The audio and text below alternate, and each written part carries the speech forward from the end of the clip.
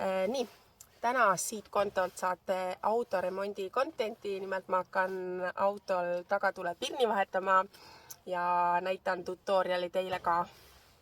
Siin on mul ostetud pirnid, ma ei tea, see on mingi vana pirn, aga need peaks minema pidurituledele ja tagatule pirnid ja 2 tükki on veel, nii et seda tuld hakkan parandama. Meil on siin tööriista nurk, sul on vaja seda, okei, oota, ei tea ka, kas on seda vaja, vist on seda vaja. Ja siit sa pääsed ligi tulele, aga vaatamata, kas ma selle lahti saan. Niimoodi, okei, siit,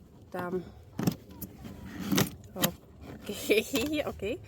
Ja siis võtame selle metallosa siit küljest ära. Ma võtsin selle metallosa siit küljest ära ja siis ei ole muud kui keerame. Keerame. Ja veel keerame. Ja veel keerame.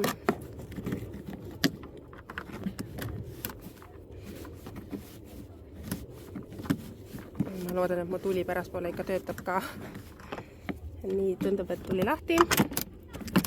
Okei, selline kruvi. Ilmselt hoiab seda tuld siin kinni. Liigub natukene. Okei, tuli on käes. Vaadake, see on tuli. Siis see on, ma saan aru, et konnektor ja see tuleb vist küljest ära võtta, ma ei tea. Ma võtan selle küljest ära ja ma ei tea, kas me oleme pärast tulega või tuleta.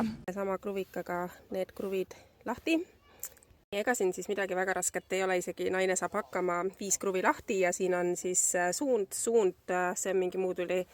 See praegu ei tööta, aga andurid annavad teada, et need 2 ka ei tööta, need 2 on ka läbi minemas, seega ma vahetan need ka ära korraga ja ma arvan, ma vahetan sellega kindluse mõttes ära, sest ütleme ausalt, et ma ei viitsi siin iga päev neid tulesid lahti kruvida, siis on tehtud ja selle tulega on siis kõik.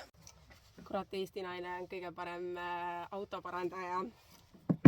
See kinni ja tehtud. Kohe tšekin, kas töötab ka tuli või ei tööta, aga mis siin ikka olla saab. Loodame, et töötab.